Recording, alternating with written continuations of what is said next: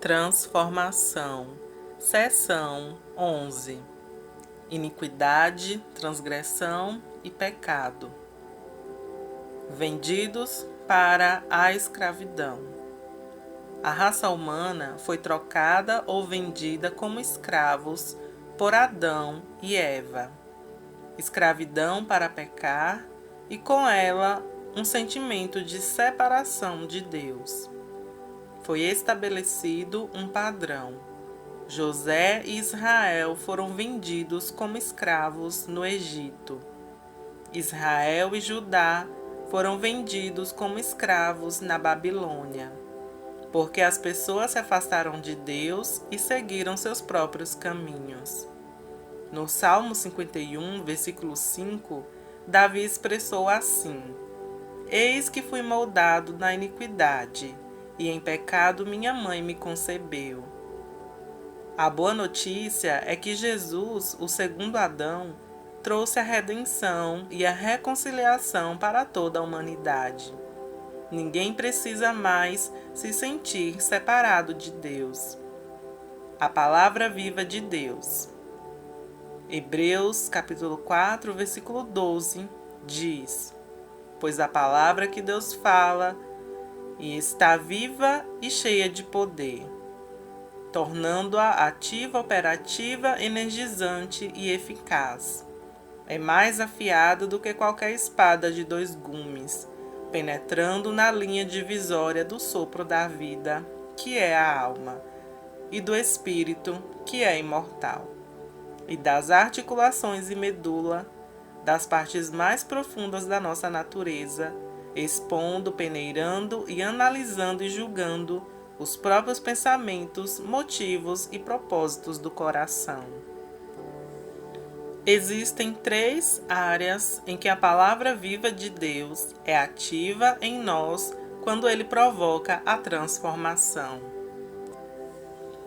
Alma e espírito, identificando o que é da carne e o que é do espírito, as articulações e medula, as partes mais profundas da nossa natureza, os pensamentos, motivos e propósitos do coração.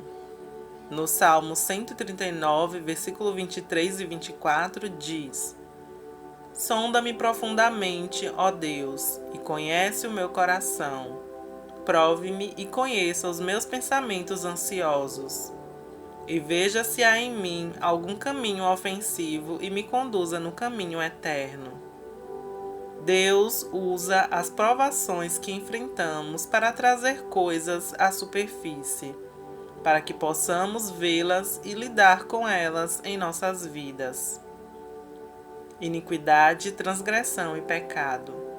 Vemos em Êxodo 34, versículos 6 e 7, E passou diante de Moisés proclamando: Senhor, Senhor, Deus compassivo e misericordioso, paciente, cheio de amor e de fidelidade, que mantém o seu amor a milhares e perdoa a iniquidade, a transgressão e o pecado. Contudo, não deixa de punir o culpado. Castiga os filhos e os netos pelo pecado de seus pais, até a 3ª e a 4ª geração. O que acontece em nossas vidas pode afetar as gerações futuras, e o que aconteceu nas gerações passadas pode nos afetar. Iniquidade, transgressão e pecado são 3 conceitos diferentes. Todos eles vêm da sabedoria mundana, natural e demoníaca. Se não tratarmos esses 3 em nossas vidas, eles governarão a nossa vida. A sabedoria celestial traz o governo de Deus para a nossa vida, através de 3 coisas do Espírito: a justiça, a paz e a alegria. Através de 3 coisas do Filho: o caminho, a verdade e a vida. E através de 3 coisas do Pai: o julgamento, a justiça e a graça. Quando Adão e Eva foram criados, eles tinham um espírito, uma alma e um corpo. O espírito ficava do lado de fora. Deus estava intimamente envolvido com eles, mas ele lhes deu livre-arbítrio. Ele pediu que seguissem o caminho da árvore da vida, que os levaria à vida, à paz e à alegria. Mas Satanás veio externamente e lhes deu outra opção, o amplo caminho do conhecimento do bem e do mal, que os levaria à morte. Devemos quebrar esse ciclo. Adão e Eva escolheram o caminho amplo que leva à morte. A transgressão de Adão foi uma causa do pecado. O efeito foi a maldição. Enquanto eles continuavam nisso, ela se tornou uma natureza pecaminosa, que eles transmitiram. Isso resultou em mais transgressão e estabeleceu padrões de iniquidade, o que causou mais transgressão. A iniquidade, que é o motivo, a intenção das coisas em nós, isso cria o pecado, que é o desejo, e forma a transgressão, o que leva a mais iniquidade e se torna um ciclo vicioso. Em Cristo, Deus nos deu o poder de romper esse ciclo, e devemos fazê-lo, não apenas por nós mesmos, mas também pelas gerações vindouras. Transgressão. Aqui estão algumas definições do dicionário. A transgressão é algo que você faz intencionalmente e que você sabe que está errado. Quando você sabe o que é certo a fazer e não faz. É uma violação de uma lei, um mandamento ou um dever. É uma rebelião ou uma revolta. No hebraico significa um desvio deliberado e uma rebelião contra o caminho da vida piedosa. No grego significa ir além, ultrapassando os limites. Quem nos libertará?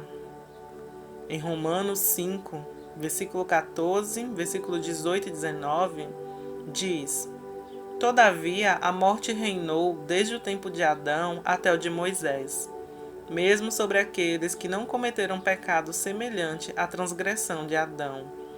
Assim como uma só transgressão resultou na condenação de todos os homens, assim também um só ato de justiça resultou na justificação que traz vida a todos os homens. Logo assim, como por meio da desobediência de um só homem, muitos foram feitos pecadores, assim também por meio da obediência de um único homem, muitos serão feitos justos. Vocês estavam mortos em suas transgressões e pecados, nos quais costumavam viver, quando seguiam a presente ordem deste mundo e o príncipe do poder e do ar, o espírito que agora está atuando nos que vivem na desobediência. Anteriormente, todos nós também vivíamos entre eles, satisfazendo as vontades da carne, seguindo os desejos e pensamentos, como os outros. Efésios capítulo 2, versículo 1 ao 3. Mas Deus amou tanto o mundo que ele enviou seu Filho unigênito, João 3,16, para tratar com todas essas coisas para que pudéssemos ser livres, para que pudéssemos reconhecer e viver da natureza na qual ele nos criou, a imagem de Jesus. Homem miserável que eu sou, quem me libertará do corpo desta morte? Romanos capítulo 7, versículo 24. Quantos de nós já nos sentimos assim? Aqui está a resposta. Romanos 8, versículo 1 e 2. Portanto, agora não há condenação para aqueles que estão em Cristo Jesus, pois a lei do Espírito da vida em Cristo Jesus te libertou da lei do pecado e da morte. Em Cristo, a condenação que foi passada através de Adão já foi removida. Uma lei superior nos libertou do pecado e da morte. Provavelmente todos já ouvimos dizer que pecar é errar o alvo, não atingir o padrão que Deus estabeleceu. Pecar é uma ofensa. Pecar é qualquer coisa que roube a glória de Deus. Mas no Novo Testamento, a palavra mais comum para pecado é hamartia, um substantivo ou pecado, e não um verbo que significa pecar. O pecado, ou substantivo, em questão é o pecado de Adão, seguindo o caminho da árvore do conhecimento do bem e do mal. A religião se concentra no comportamento, o que fazemos de errado, mas Jesus não chegou a lidar com nossas ações individuais, mas sim com o problema raiz de nossas ações, que se originou em Adão. Em Romanos 6, versículo 23, diz: Pois o salário do pecado é a morte, mas o dom gratuito de Deus é a vida eterna em Cristo Jesus, nosso Senhor. O salário do pecado é a morte. Quando Jesus venceu a morte, ele derrotou o poder do pecado em nossas vidas. Não somos da linha de Adão, mas da linhagem de Jesus, o segundo Adão. Não é que o nosso comportamento não seja importante, mas que só pode ser mudado pela transformação de dentro para fora, quando reconhecemos a nossa verdadeira identidade em Cristo. E isso não se refere a regras ou princípios religiosos externos. Jesus é a resposta. Ao todo, nas Escrituras, existem 12 palavras hebraicas e 5 palavras gregas para o pecado, divididas em 7 categorias básicas. É um ato deliberado contra uma lei conhecida de Deus. É um consentimento mental para a tentação ou desejo pecaminoso. Uma descrença rejeitando a verdade bíblica. É uma negligência de deveres ou oportunidades conhecidas. É fazer as coisas erradas por ignorância. A nossa natureza pecaminosa herdada de Adão. É uma lei, um princípio ou força constante que habita em nossa natureza pecaminosa que nos escraviza. 4 desses significados envolvem culpa por escolha, um envolve a ignorância e os 2 últimos envolvem a condenação por herança. Mas através de sua morte e ressurreição, Jesus fez todo o necessário para lidar com o que quer que o acusador tente trazer contra nós. Ele nos fez vivos e podemos fazer uma nova escolha para seguir o caminho da árvore da vida, que leva à paz e à alegria. Jesus é a resposta sobre como lidar com a transgressão, iniquidade e o pecado. A sua morte e ressurreição nos permitem nos libertar do nosso passado e nos dá um futuro que Ele criou para nós tomarmos posse e desfrutar. Todos compartilhamos da vitória da cruz e da vida da ressurreição. Em 1 Coríntios, capítulo 15, versículo 22, diz: Pois como em Adão todos morrem, também em Cristo todos serão vivificados. O perdão e a limpeza criam 2 arcos que abrem um terceiro arco, a janela do poder que repousa sobre nossas vidas, permitindo-nos lidar com os processos internos que nos vincularam a comportamentos tortos. Precisamos nos apossar do perdão e viver nele, para que possamos ser purificados e depois transformados. Quando isso acontecer dentro de nós, seremos cheios de poder e viveremos abundantemente a vida que o Senhor designou para nós. Em 1 Pedro, capítulo 1, versículo 18 e 19, diz: Sabendo que você não foi redimido com coisas perecíveis, como prata ou ouro, do seu modo de vida fútil, herdado de seus antepassados, mas com sangue precioso, como de um cordeiro sem manchas, o sangue de Cristo. Fomos resgatados, redimidos da escravidão e do exílio para o relacionamento com Deus. Quando somos batizados em Cristo, somos batizados no que Ele fez na cruz e nos consideramos mortos. Isso trata com a natureza pecaminosa. Romanos 6, versículo 3 diz: Ou você não sabe que todos nós que fomos batizados em Cristo Jesus, fomos batizados em sua morte? Sabendo disso, que nosso antigo eu foi crucificado com ele, para que nosso corpo de pecado fosse eliminado, de modo que não seríamos mais escravos do pecado, pois quem morreu é libertado do pecado. Romanos 6, versículo 11 e 13. Mesmo assim, considerem-se mortos para o pecado, mas vivos para Deus em Cristo Jesus. Portanto, não permita que o pecado reine em seu corpo mortal, para que você obedeça às suas concupiscências e não continue apresentando os membros do seu corpo ao pecado como instrumentos de injustiça, mas apresentem-se a Deus como os vivos dentre os mortos, e a seus membros como instrumentos de justiça a Deus. Jesus fez isso e nós devemos considerar isso todos os dias.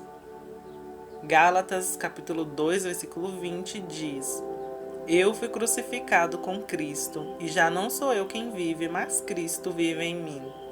E a vida que eu agora vivo na carne, eu vivo pela fé do Filho de Deus, que me amou e se entregou por mim.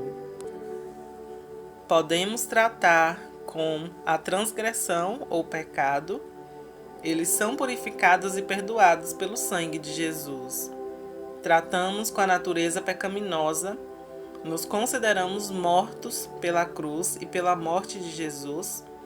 Tratamos com a iniquidade participando da obra consumada de Cristo, através da transformação do DNA na comunhão, através da separação, através dos tribunais de divórcio no céu e através do fogo dos serafins. Isso é uma escolha diária. É uma escolha diária e temos esse livre-arbítrio para decidir que caminho seguiremos.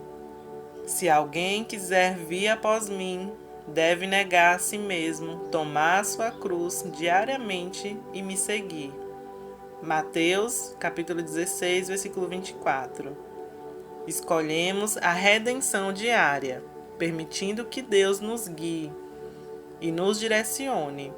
Damos um passo, um dia de cada vez. Encontramos novas misericórdias que nos capacitam a viver uma vida de piedade, a demonstrar o reino de Deus na terra como no céu e a capacitar-nos a cumprir nosso destino em Deus.